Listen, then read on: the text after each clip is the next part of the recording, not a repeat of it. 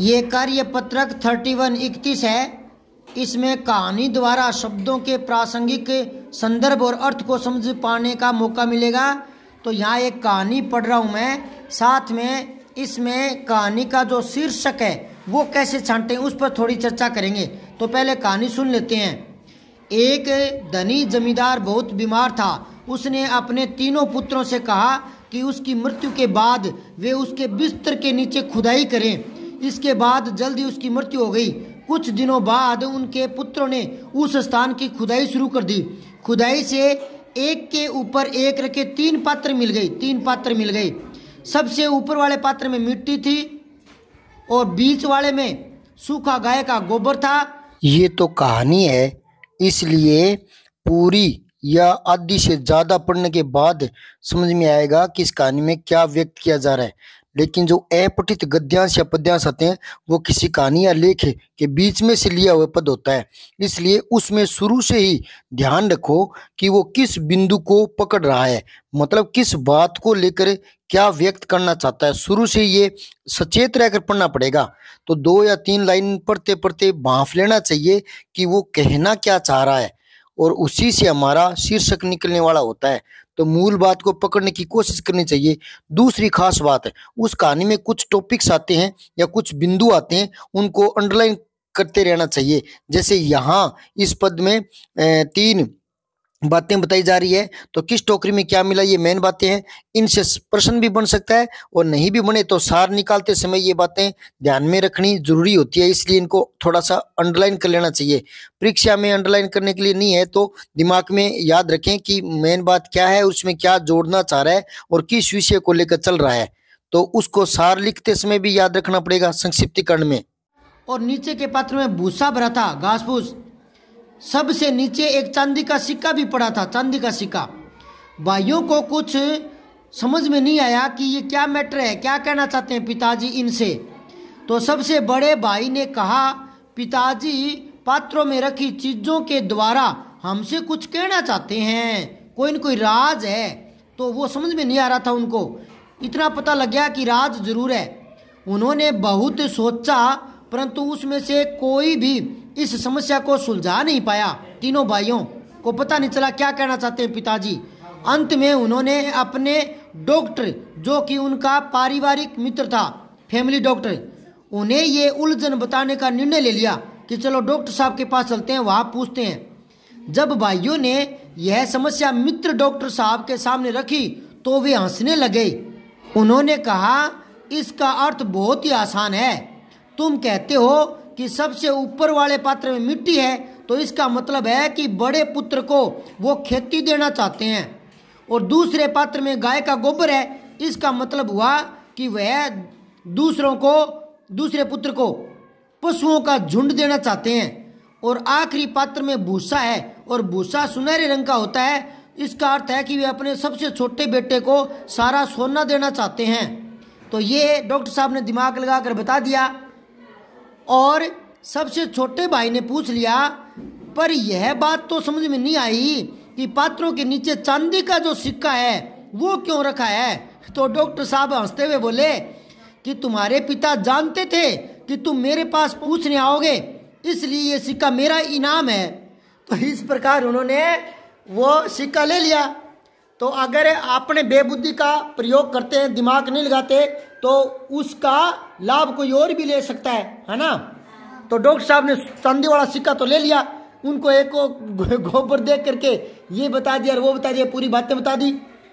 यहाँ 2 बातें हैं, एक तो निर्णय भी बढ़िया करके बता दिया और एक कलाकारी भी उसके समझ में आ गई कि वो चांदी वाला सिक्का ले गया। चलो बंटवारा भी हो गया और डॉक्टर का भी भला हो गया। अपने यहाँ प्रश्न देखते हैं। 3 पात्र, ये तो कहानी का नाम इसने बता दिया, इसका 3 पात्र। वो कह रहे इसके अलावा इसमें से कौन सा शीर्षक इस कहानी के लिए सबसे उपयुक्त है। यहाँ निर्णय करते पहली बात तो देखो, लालची जमींदार। तो लालची जमींदार तो यहाँ कोई बात ही नहीं है। अब मैं आपको एक बात कहूँ, ध्यान से सुनना। शीर्षक में 2-3 बातें मैंने आपको पहले बताई थी। एक तो शीर्षक छोटा होता है, शीर्षक का कभी वाक्य नहीं होता, ठीक है ना, छोटा होता है। और एक शीर्षक होता है सारयुक्त। और सारयुक्त का मतलब होता है कि जो कहानी चल रही है ना वो किस विषय पर है, मूल चीज क्या है उसमें, उस मूल चीज को छोटे वाक्य में और भी छोटे वाक्य में यानी कुछ ही शब्दों में लिखना होता है मूल चीज को, वही उसका शीर्षक होता है। शीर्षक मतलब कहानी का नाम। तो एक तो सारयुक्त होना चाहिए, ठीक है। जैसे वो पत्र वाली कहानी का हुआ, पत्र डालता है पानी ऊपर आ जाता है, तो उसमें मेन बात क्या थी, कौवे की चतुराई, तो उसका शीर्षक रख सकते हैं, नाम रखते हैं चतुर कौवा। और एक उसमें मेन बात क्या चल रही थी, पैसे कौवे की, तो उसका दूसरा नाम भी रख सकते हो, पैसा कौवा, दृष्टि करो। तो जो मूल बात चल रही होती है उस पर शीर्षक टिका होता है। समझ में आ रही बात है? तो सारयुक्त होना चाहिए।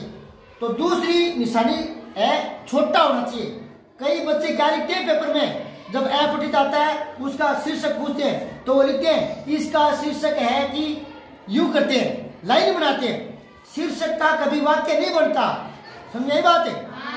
तो और कई तो इतने झंडू होते हैं, क्या लिखते हैं, इसका शीर्षक है कि, कभी कहना चाहता है कि, उनको यही नहीं पता, वो आधा पेज भर देते हैं शीर्षक में। शीर्षक है नाम को कहते हैं, और कहानी का नाम छोटा ही होता है, वो वाक्य में नहीं होता, शब्दों में होता है, ठीक है। तो दो निशानी बता दी मैंने, क्या क्या, सारयुक्त होगा शीर्षक है, और संक्षिप्त होगा, छोटा होगा। समझ आई बात है? और तीसरी निशानी है आकर्षक, ठीक है, थोड़ा आकर्षक लगना चाहिए।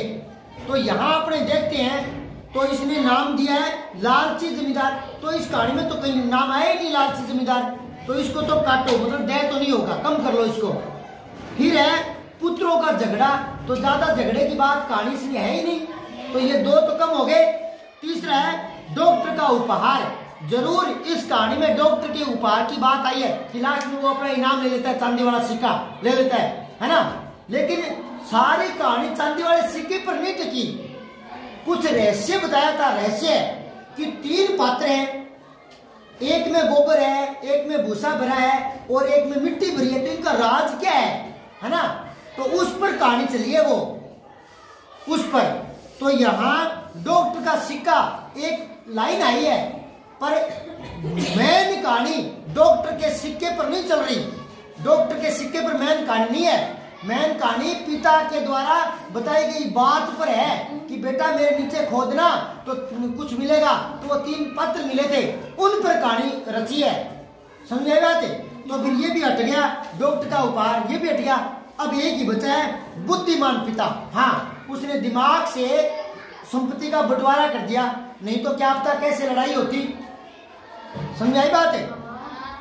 तो ये एक कहानी थी, शीर्षक हो गया बुद्धिमान पिता।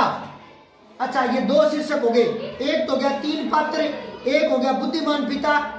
और भी कोई बता सकते हो क्या आप नाम इसका, और क्या नाम होना चाहिए? पूरी कहानी याद करो, कैसे कैसे पिता बीमार था, बोला बेटों को कि मेरे मरने के बाद ये खो देना, और वो 3 मटके मिले।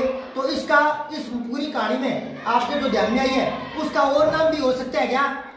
दिमाग लगाओ। इसने इतना सा लिखा 3 पात्र, आप यूं भी लिख सकते हो 3 पात्रों का रहस्य, ये भी लिख सकते हो पिता का बंटवारा, है ना। ये छोटे शीर्षक है। यहाँ एक और शीर्षक बनाते हैं 5वां, डॉक्टर का न्याय। तो लास्ट में दिखाया गया है कि डॉक्टर उन तीनों को न्याय करके दे देता है, पर यहाँ अगर ये शीर्षक रख देते हैं, मैं क्यों लिख रहा हूँ पहले ये बताता हूँ, क्योंकि कुछ मिलते जुलते शीर्षक होते हैं। तो कई बार हम 4 में से क्या है 2 तो अलग कर लेते हैं और 2 में उलझ जाते हैं कि है तो इन दोनों में से। तब गौर करने वाली बात क्या रहती है उसको समझाने के लिए मैंने 5वां शीर्षक रखा है कि डॉक्टर का न्याय या डॉक्टर की समझदारी। तो कई भ्रमित हो जाते हैं कि हाँ डॉक्टर की समझदारी दिखाई है, तीनों का सलटवारा कर दिया, मतलब सल्टा दिया तीनों को, या तीनों के साथ न्याय कर दिया। तो बात यहाँ अगर डॉक्टर के न्याय की या डॉक्टर की समझदारी की करते हैं तो थोड़ा सोचो, दोबारा से कहानी पर सोचो, वापस कहानी पर जाओ। कहानी में डॉक्टर कोई बड़ी चीज नहीं है, मुद्दा लेकर डॉक्टर का जो है कथ्य वो नहीं उसने चुना, डॉक्टर के न्याय के बारे में नहीं कहना चाह रहा, वो बात पिता के न्याय की है कि पिता ने किस प्रकार 3 पात्रों के माध्यम से अपना न्याय करने का जो है बुद्धिमानी वो दिखाई। तो पिता के ऊपर ही है कहानी, तो है ना। तो डॉक्टर तो कहानी का हिस्सा बाद में बना है, लेकिन कहानी का हिस्सा बना है उस पर शीर्षक नहीं होता, शीर्षक कहानी का मूल जो कथ्य होता है, कहना क्या चाह रहा है, उसी पर होता है। तो ये बातें सोचने में शायद आपको एग्जाम में कुछ छांटने में सहायता मिलेगी। तो मैं ऐसे शीर्षक कैसे छांटते हैं और भी चर्चा करता रहूंगा। आप जुड़े रहें, बने रहें, देखते रहें। धन्यवाद। दूसरा प्रश्न है, पशुओं का झुंड किसे देना चाहते थे वो? बीच वाले भाई को। फिर जब भाइयों ने यह समस्या डॉक्टर के सामने रखी तो हंसने लगे। तो वो कह रहे हैं ये रखी जो है डॉक्टर के सामने रखी, इसकी जगह कोई दूसरा मिलता जुलता शब्द आ सकता है क्या? प्रस्तुत की। डॉक्टर के सामने समस्या प्रस्तुत की तो दे आ जाएगा इसका। ठीक है। अगला है, सबसे नीचे वाले पात्र में क्या था? अनाज के सूखे हुए तिनके, इन्हीं को भूसा कहते हैं, घास फूस बोलते हैं ना, ये थे। तो ये समझ में आया आपके? अगला निकालो कार्य पत्रक 32। सब्सक्राइब करके बेल आइकन जरूर दबाएं।